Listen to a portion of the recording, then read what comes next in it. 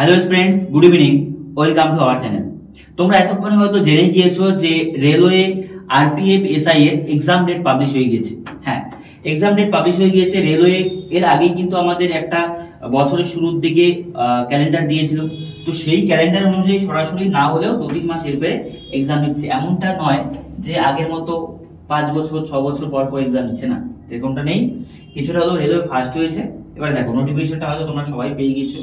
প্রত্যেকটা আরআরবি যার যেই বোর্ড আছে, কলকাতা, গুয়াহাটি, ভুবনেশ্বর, চণ্ডীগড়, যার যে বোর্ড আছে সেই বোর্ডে গিয়ে তুমি দেখতে পারো, যেখানে স্পষ্টতই বলা আছে, দেখো যে কোন কোন এক্সামের ডেট দিয়েছে, একদম ক্লিয়ার ডেট। প্রথম যেটা এই নোটিফিকেশনের মাধ্যমে এএলপি দিয়েছে। দেখো, এএলপি অ্যাসিস্ট্যান্ট লোকো পাইলট, ঠিক আছে, যারা করেছো। তো অ্যাসিস্ট্যান্ট লোকো পাইলট দেওয়া আছে কত, দেখো 25 তারিখ 2024-এর 11 মাস থেকে। 11 মাস মানে আমরা বলতে পারি যে নভেম্বর মাস থেকে, ঠিক আছে। আর সেটা চলবে কত, 29 নভেম্বর পর্যন্ত, ঠিক আছে। তারপরেই দেখো দেওয়া আছে এই যে আরপিএফ এসআই, তারপরেই আরপিএফ এসআই দেওয়া আছে। এই যে যেটা আমাদের 1/2024 আরপিএফ নোটিশটা বেরিয়েছিল, সেই অনুযায়ী স্পষ্ট বলা আছে 2 তারিখ, এই যে 12 মাস, দেখো 12 মাস 5 তারিখ 12 মাস পর্যন্ত চলবে। তার মানে তুমি বলতে পারো যে এক্সামটা কবে হবে। এক্সামটা হবে আমাদের 2 ডিসেম্বর থেকে 5 ডিসেম্বর পর্যন্ত। আমি লিখে দিচ্ছি এখানে যে 2 ডিসেম্বর থেকে 5 ডিসেম্বর পর্যন্ত এক্সামটা চলবে, ঠিক আছে। তো দেখো এটা 2024, ঠিক আছে। তো দেখো নোটিফিকেশন বেরিয়ে গিয়েছে, এক্সাম ডেটও বেরিয়ে গিয়েছে। এবার তোমার কি দরকার, তোমার একটা সিট দরকার। সেক্ষেত্রে প্রিপারেশনটা তুমি কিভাবে করবে, নিজে বুঝতে হবে যে প্রিপারেশন আমার কি লেভেলে করতে হবে। কারণ দেখো ভ্যাকেন্সি কিন্তু ইউজ নেই, সেই পারস্পেক্টিভ হবে। তার সাথে সাথে দিয়েছি কি অনেকে টেকনিশিয়ান অ্যাপ্লাই করেছো, যারা এলিজিবল ছিল, করেছিলে, আইটিআই করা ছিল বা সায়েন্স ব্যাকগ্রাউন্ড থেকে হলে করতে পারতে। সেটা দেখো 16 তারিখ, মানে এটা এক্সাম জাস্ট শেষ হবে। তারপর 16 ডিসেম্বর থেকে 26 ডিসেম্বর পর্যন্ত হবে। তারপর যেই আর আদার্স এক্সাম আছে সেটা 6 ডিসেম্বর থেকে দিচ্ছে আমাদের কত তারিখ পর্যন্ত, 13 তারিখের মধ্যে। এই দেখো 5, তারপরে 6 থেকে এটা স্টার্ট হয়ে যাবে 13 পর্যন্ত। আর মাঝে 16 থেকে এটা হচ্ছে আমাদের টেকনিশিয়ান। আর আমরা মেইনলি দেখছি কোনটা বলতো, আরপিএফটা। আশা করি এতক্ষণে বুঝে গিয়েছো যে এক্সাম ডেট কিন্তু পুরোপুরি পাবলিশ হয়ে গিয়েছে। এবার তোমার কি দরকার বলো, তোমার একটা সিট দরকার। প্রিপারেশন কিভাবে এনরিচ করবে সেটা তুমি বুঝবে।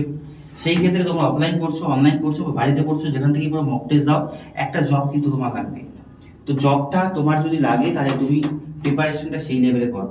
কারণ সেন্ট্রাল লেভেলের এক্সাম, সেখানে অন্যান্য স্টেটের ক্যান্ডিডেটরাও আসবে, তারাও কম্পিট করবে। তো সেই ক্ষেত্রে তোমার কি করণীয় আছে, তুমি কি করতে পারো একটু ভালো করে বোঝো। দেখো এটা অফিসিয়াল নোটিশ।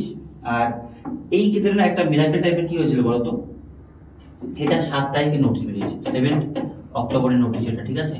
আর তার ঠিক আগের দিনই মানে 6 অক্টোবর একটা আমাদের নোটিশ ভাইরাল হয়েছিল, যে নোটিশটাতে সেম টু সেম ডেটই দেওয়া ছিল, সেম টু সেম ডেটই দেওয়া ছিল। কিন্তু এখানে টেকনিশিয়ান যে স্পেলিংটা আছে, এই স্পেলিংটা এখন ভুল দেওয়া আছে। তো তখন বুঝেছিল যে নোটিশটা ফেক, কিন্তু আমরা দেখতে পাচ্ছি এখন মিলিয়ে নোটিশটাতে যা দেওয়া ছিল সেম টু সেম কিন্তু এখানে আছে। মানে সেই নোটিশটা কোথাও না কোথাও হয়তো মানে কি বলবো, কোনো দিক থেকে হয়তো লিক হয়ে এসেছে, কিন্তু সেটা নোটিশটা অনেকটা সত্যতা থাকলেও থাকতে পারে। দেখ, সেটা একটা আলাদা বিষয়। এবার আমি দেখি যে আমাদের কি করা উচিত তোমাদের এই মুহূর্তে। এক্সাম কবে আছে, এক্সাম আছে আমাদের ডিসেম্বরের 2 ডিসেম্বর, বুঝো, ডিসেম্বর মাসে এক্সাম, ঠিক আছে। ডিসেম্বরের 2 তারিখ থেকে এক্সাম শুরু হবে 5 তারিখের মধ্যে, 2 তারিখ ধরে তুমি চলো। এটা কোন মাস, এটা চলছে অক্টোবর। আজকে অক্টোবরের 8 তারিখ। এই সময় থেকে এই সময় পর্যন্ত তুমি ধরো অক্টোবরের আমার আছে কতদিন, অক্টোবর 31 মাস, তার মানে 23 দিন থাকলো। আর নভেম্বরে কত, 30 দিন। এই ডেটটাই তুমি ধরো, ডিসেম্বর তো এক্সাম, তার মানে তুমি ধরতে পারো 53 ডেজ, 53 দিন তোমার হাতে আছে।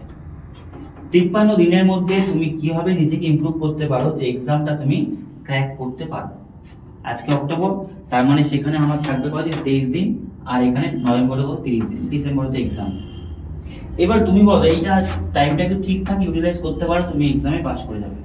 কিন্তু কোথাও গিয়ে যদি তোমার মনে হয় যে দুর্গা পূজা আছে, এখানে অনুষ্ঠান আছে, লক্ষ্মী পূজা আছে, আমি পাড়াতে এই বাড়িতে ওই বাড়িতে প্রসাদ খেয়ে বেরাবো, পুজো করবো, তারপরে মনে করে দেওয়া আছে যে কালী পুজোর পরেই আছে আমাদের ছট পুজো, সমস্ত আমাদের যে প্রোগ্রামগুলো হয় সেগুলো কিন্তু আমরা ওয়েস্ট বেঙ্গল, এই সমস্ত প্রোগ্রামগুলোকে আমরা কি বলবো উদযাপন করি।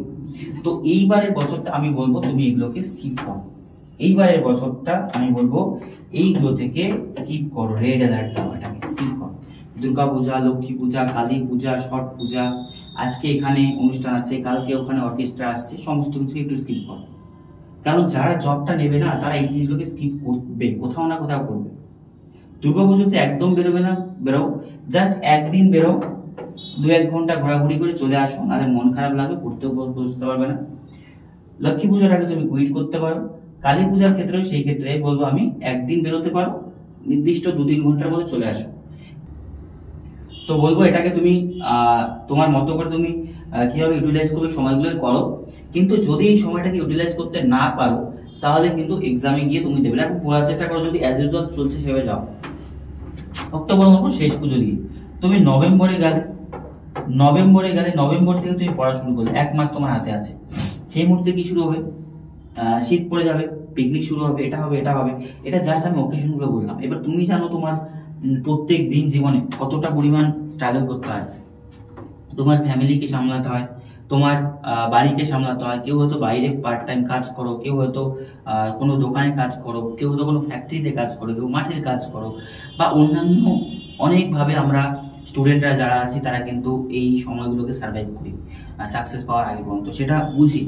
কারণ অফলাইনে পড়ে আমি প্রত্যেকটা স্টুডেন্টের সাথে তাদের সমস্যা ডিসকাস করতে করতে সেটা অবগত হয়েছি, প্রত্যেকটা ঘন্টা কি পরিমাণ তোমরা স্ট্রাগল করো। তো সেই ক্ষেত্রে সেটা ব্যতীত এই জিনিসগুলো এক্সট্রা আসবে, তোমাকে পাখির চোখ করতে হবে এবং এই জিনিসগুলোকে যতটা সম্ভব অ্যাভয়েড করতে হবে, তবেই কিন্তু তোমার সাকসেস আসবে।